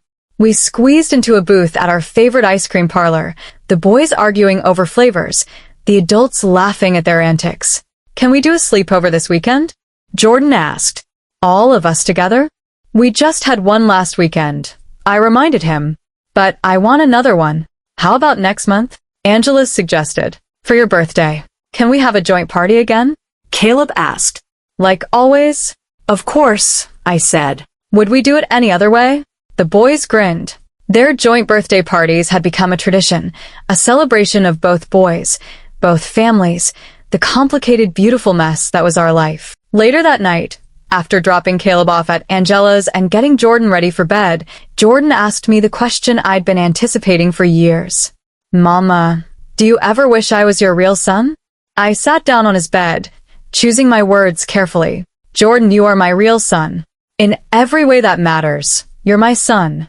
But Caleb came from your body. Doesn't that make him more yours? Biology is just science. It's DNA and genetics and cells. But family? Family is love. Family is showing up every day. Family is the person who takes care of you when you're sick, who helps with your homework, who tucks you in at night. That's me. I'm your real mom because I've been your mom for 8 years. Not because of biology. But you love Caleb too, right? Ida. I love Caleb, but in a different way. Caleb has Angela as his mom. I'm something else to him. Someone special. Someone who cares about him deeply. But you? You're my son. My first baby. The child I brought home from the hospital and raised and loved every single day of your life. Even though I came from Angela? Even though. Jordan, here's the truth. I got very lucky. Most people get one child to love. I got 2.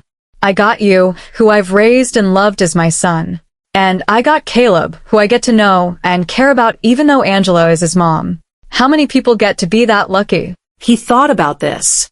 So I'm lucky too? Because I get you and Angela? Exactly. You have more love in your life than most kids. That's not something to be sad about. That's something to celebrate. He snuggled into his pillow, satisfied with this answer. Okay. I love you, Mama. I love you too, baby. So much. Over the years, people often ask me how I made it work, how I co-parented with my son's biological mother, how I built a relationship with my biological son while respecting his real mother's role, how I let go of the anger at the hospital, at Marcus, at the unfairness of the situation. The answer was simple. I didn't have a choice. I could either accept the reality we were living in and make the best of it, or I could fight it and make everyone miserable. Il chose acceptance. But acceptance didn't mean it was easy. There were still hard moments. Jordan's kindergarten graduation when he asked Angela to sit with us in the front row. Caleb's first baseball game when he ran to Angela after hitting his first home run. Not to me. The Mother's Day cards that said, to Mom for Angela and to V for me. Each moment stung. Each reminder that I wasn't Caleb's mother, that Angela shared Jordan's love, that biology did matter in some fundamental way I couldn't change. But then there were the beautiful moments. Jordan's 8th birthday when he insisted on having 2 cakes, one from me, one from Angela, because I want both my moms to make me a cake. Caleb voluntarily hugging me goodbye and saying love you, V, for the first time. The boys planning a surprise for all our parents for Mother's Day and Father's Day. Those moments made the hard ones bearable. When the boys were 7, we'd faced a new challenge, school. They'd been enrolled in different schools originally, but they'd begged to go to the same school. We're brothers, Jordan had argued. Brothers should go to school together. Angela and I had discussed it at length. Putting them in the same school meant more coordination, more shared responsibilities, more of our lives intertwined. I think we should do it, Angela had said finally. They're right. They're brothers. They should be together. So we'd enrolled them both at the elementary school halfway between our homes. We took turns with drop-off and pick-up. We both attended parent-teacher conferences. We both volunteered for field trips and class parties. The other parents found our arrangement fascinating. Some whispered. Some asked invasive questions. Some judged. But most were just impressed that we'd made it work. I don't know how you do it, another mother said to me at a PDA meeting. Co-parenting is hard enough with an ex-spouse. I can't imagine co-parenting with your child's biological mother who's raising your biological child. That's next level. You do what you have to do, I'd said simply. For the kids. And that was the truth. Everything we did, every compromise, every shared holiday, every awkward conversation, was for the boys. Because they didn't ask to be switched at birth. They didn't ask to have a complicated family situation. They deserved the best we could give them, even if giving them our best required us to put aside our own egos and fears. The hospital had tried to settle with us, offering money to avoid a lawsuit. Angela and I had discussed it and decided to sue anyway, not for ourselves but to make sure the hospital changed its protocols so this never happened to another family. The case had settled 2 years ago. The hospital admitted fault, paid damages, and implemented new identification systems to prevent future baby switches. Angela and I had used our portions of the settlement to set up college funds for the boys. Every penny would go to their education. At least something good came from their mistake, Angela had said when we signed the settlement papers. Our boys, I corrected. Our boys are the good that came from their mistake. Marcus had gotten nothing from the settlement. He wasn't the biological father, hadn't been the primary caregiver, and had abandoned his role. The judge had ruled he had no standing to claim damages. I'd heard through mutual friends that Marcus had remarried, that he had a baby daughter with his new wife, that he was doing better with fatherhood this time around. I hoped that was true. I hoped he'd learned something from his failure with Jordan. I hoped his daughter would get the father Jordan had deserved but never received. But mostly I didn't think about Marcus anymore. He was a footnote in our story. A character who'd briefly appeared and then exited stage left. The story was never about him anyway. It was about the boys.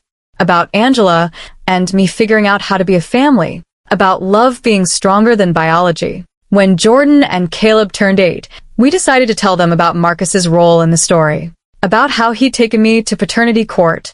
About how he'd fought for custody but then faded away. Why doesn't he visit anymore? Jordan asked. We were all together, me, Angela, David, the boys, in Angela's living room for this conversation. Because being a parent requires showing up, I said carefully. And Marcus, he wasn't good at showing up. He tried for a while, but then he stopped trying. That's sad, Caleb said. Jordan should have a dad. I have David, Jordan said, looking at Angela's husband. David had become a father figure to both boys over the years. He was at their games, their recitals, their science fairs. He was present in a way Marcus never had been.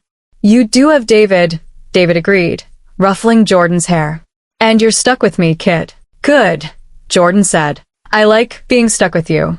Later that evening, after the boys were asleep, Angela and I sat on her back porch with glasses of wine. Do you think we did the right thing? Angela asked. Telling them about Marcus? They deserve to know the truth. Age-appropriate truth, anyway. When they're older, we can tell them more. But for now, they know enough. Jordan didn't seem bothered. Because he has enough. He has you, me, David, my mom. He doesn't feel the absence of a father because that void has been filled by other people. We got lucky, didn't we? That the boys bonded. That we could work together. That this didn't become a legal nightmare. We made our own luck. We chose to work together. We chose to put the boys first. A lot of people in our situation wouldn't have done that. Why do you think we did? I thought about it. Because we both loved them. And when you truly love someone, you do what's best for them even when it's hard for you. That's what love is. That's what parenthood is, Angela corrected. Same thing. We sat in comfortable silence, watching the sunset, two women bound together by a hospital's mistake, but connected by something much stronger. Our love for two boys who were brothers in every way that mattered. Now, 5 years after the paternity court revelation, our family looks nothing like I imagined. I'm a mother to a son who's not biologically mine. I'm a something like mother to a son who is biologically mine, but calls someone else mom. I share holidays and birthdays and everyday parenting with my son's biological mother. My ex-husband is barely in the picture. My family tree is more like a family web, complicated, interconnected, impossible to explain to strangers. But it works. Against all odds, despite all the complications, because of all the compromises, it works. Jordan is thriving. He's smart, funny, kind. He has friends, hobbies, dreams. He wants to be a scientist when he grows up, maybe a marine biologist. He loves his 2 households, his 2 families, his brother Caleb. Caleb is thriving too. He's creative, energetic, loyal. He wants to be an artist or a teacher. He treats me with respect and affection, even though I'm not his mom. He calls me V and tells me he loves me and sometimes asks my advice about things. And me? I'm happy. Genuinely happy. I'm not the mother I thought I'd be. I don't have the family I imagined, but I have something better. I have a family built on choice and love and commitment. I have 2 sons who are growing up knowing that family is about more than biology. That love is about showing up, being present, choosing each other every single day. People sometimes tell me they couldn't do what I've done. They couldn't share their child. They couldn't build a relationship with their child's biological mother. They couldn't accept that their biological child calls someone else mom. But I think they could. I think anyone could if they had to, if they loved their child enough, if they were willing to put their own ego aside. Because at the end of the day, this isn't about me. It's not about Angela. It's not about Marcus or the hospital or DNA or biology or legal rights. It's about Jordan and Caleb. It's about giving them the best life possible. It's about showing them that family can look different from what they see on TV. That love doesn't have to fit a traditional mold. That what matters is not who shares your DNA, but who shows up for you, who loves you unconditionally, who would do anything to see you happy and safe and thriving. That's what we've given them. And that's what they'll carry with them into their future. The knowledge that they were loved by so many people in so many ways. That they were worth the compromise and the struggle and the awkwardness. That they were the center of a family that fought to stay together instead of tearing apart. So to anyone out there facing a complicated family situation, divorce, adoption, blended families, co-parenting with someone you never imagined being tied to, I want you to know, it can work. It won't be perfect. It won't be easy. You'll have moments of doubt and jealousy and fear. But if you choose love, if you put the children first, if you're willing to compromise and communicate and sometimes swallow your pride, you can build something beautiful from the mess. That paternity court judge read the results and revealed a truth that shattered my understanding of my family. But that shattering wasn't an ending. It was a beginning. The beginning of a different kind of family. A better kind, maybe.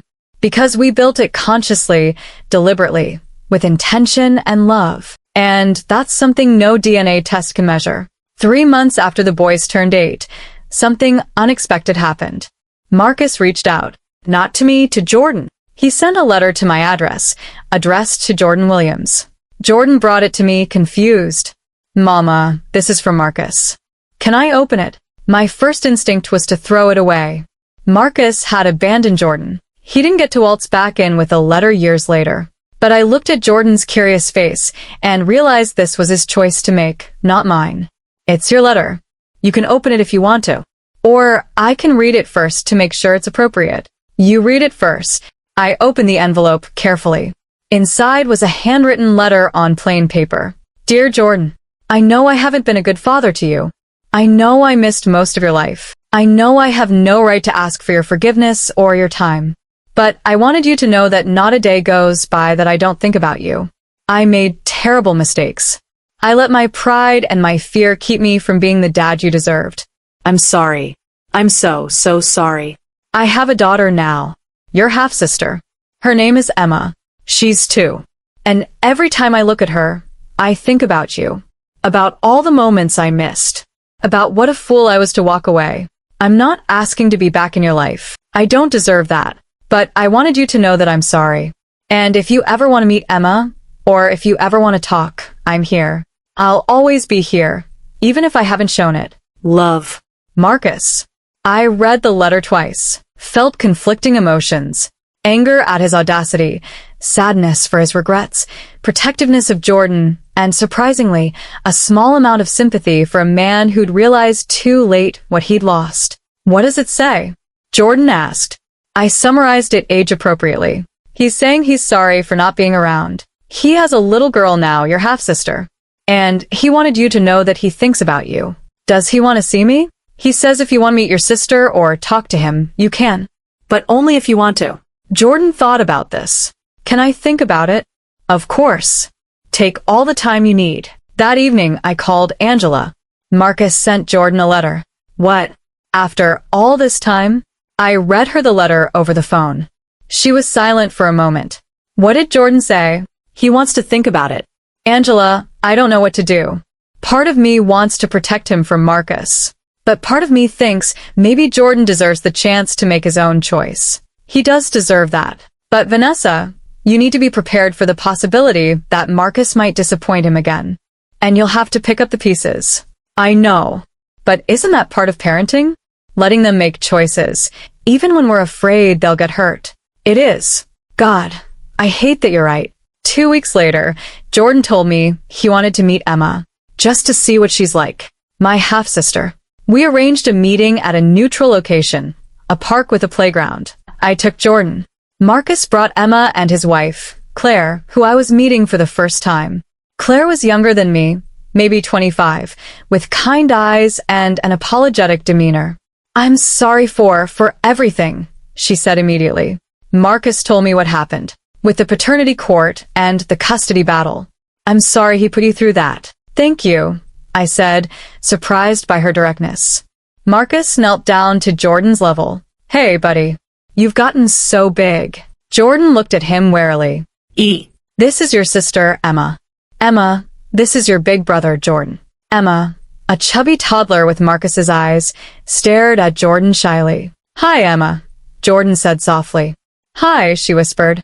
They played together for 30 minutes, Jordan pushing Emma on the baby swings, helping her down the slide, showing her how to dig in the sandbox. He was gentle with her, patient. The big brother I'd raised him to be. Watching Marcus watch them, I saw something I'd never seen before. Genuine regret. He looked devastated, realizing what he'd missed. Realizing he could have had this with Jordan for the past 8 years if he'd just shown up. After the play date driving home, Jordan was quiet. What are you thinking? I asked. Emma's nice. I liked meeting her. Do you want to see her again? Maybe. But Mama? Yes. Marcus isn't my dad. Not really. He's Emma's dad. But he's not mine. Why do you say that? Because dads show up. Dads are there. Like David is. Marcus might be my biological dad. Kind of. But he's not my dad. My heart swelled with pride and sadness. This 8-year-old had figured out what many adults never learned. Parenthood is about presence, not biology. You're right, baby. You're absolutely right. Can I still see Emma sometimes? Even if Marcus isn't my dad. If you want to, we'll make it work. Over the next year, Jordan saw Emma a handful of times. Not regularly. Marcus's consistency issues hadn't improved, but occasionally. Enough for Jordan to know his half-sister. Enough to satisfy his curiosity. But not enough to confuse who his real family was. Meanwhile, Caleb had started asking questions about his biological father. The man in prison who'd signed away his rights. Do you think he ever thinks about me? Caleb asked me one evening. We were working on a school project together at my apartment. I don't know, sweetie. Maybe. I hope so. Angela says he made bad choices. That he wasn't ready to be a dad. That's true. Sometimes people make mistakes. Big mistakes. And then they have to live with the consequences. Like how the hospital made a mistake with me and Jordan? Sort of. But the hospital's mistake was an accident. Your biological father's mistakes were choices. Do you think he's sad? In prison? Probably. Prison is a hard place. If he ever gets out, do you think he'll want to meet me? I don't know. But Caleb, if he does, and if you want to meet him, we'll figure out together. Just like we figured everything else out. You and Angela? Yes. Me and Angela. We're a team. You're a good team. Jordan and I are lucky. We're lucky too. To have you boys. When the boys turned 10, they started asking if they could stay at each other's houses on non-scheduled weekends. I'm at Angela's this weekend, but can Jordan sleep over? Caleb would ask. Or I'm at Vanessa's, but can Caleb come? Angela and I discussed it. They're old enough, she said. And honestly, it might be easier.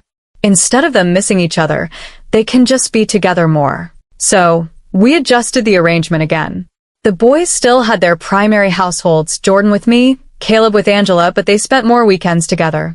Sometimes at my place, sometimes at Angela's. We'd evolved from a rigid custody schedule to something more fluid and family-like. We're like one big house with 2 locations, Jordan explained to a friend at school. That's confusing, the friend said. Not to us. It's just how our family works. And it did work. Beautifully. Imperfectly. But beautifully. I'd learned something important over the past decade. Families don't have to look a certain way to be real. They don't have to fit a traditional mold. They just have to be built on love, respect, and commitment. Jordan wasn't my biological son, but he was my son. I'd changed his diapers, comforted his nightmares, celebrated his victories, and mourned his losses. Biology didn't change that. Caleb wasn't my son in the traditional sense, but He was mine in a different way. I'd given birth to him. He carried my DNA. And over the years, we'd built a relationship that was special and unique, not mother-son, but something equally valuable. Angela had become one of my closest friends. The woman I co-parented with, shared holidays with, made decisions with. We'd started as adversaries, two women fighting over children, but we'd become partners, allies, friends. As for Marcus, he'd sent a few more letters over the years. Jordan read them, but rarely responded. The door wasn't closed, but it wasn't wide open either. Jordan had decided how much space Marcus would occupy in his life, and I respected that choice. Now, as I sit here reflecting on the past decade, I'm grateful for that shocking moment in paternity court. The moment when the judge read, "You are not the father," and my world shattered. Because that shattering forced me to rebuild, to reassess, to figure out what really mattered. And what mattered was love, was showing up, was putting children's needs before adult egos, was building bridges instead of burning them. The judge had kept reading that day in court. After, "You are not the father," she'd revealed Marcus's infertility. She'd suggested a hospital error. She'd set in motion an investigation that uncovered the truth. But the real truth wasn't in the DNA tests or medical records. The real truth was simpler. Family is what you make it. Family is who you choose. Family is the people who show up, who stay, who love you even when it's complicated and messy and hard. That's what Jordan and Caleb have. A complicated, messy, hard-won family that loves them fiercely. That's what Angela and I have. A partnership built on shared love for two boys. That's what we've all built together. And no DNA test, no paternity court, no hospital error can take that away from us. Because we chose this. Every single day, we choose each other. We choose to be a family. And that choice, that's worth more than any biological connection could ever be. Did you like the story? Which city are you watching from? Let me know in the comments. If this story touched you, or made you think differently about what family means, you can support me by sending a super thanks so I can keep bringing important stories like this to you. Thank you so much for listening. I'm looking forward to reading your comments. On the screen, you can see more life stories that I highly recommend. There's so much more on my channel. Don't forget to subscribe and turn on notifications so you never miss a new story. See you in the next one. With love and respect, and with deep appreciation for all the families out there who choose each other every day, however that family looks.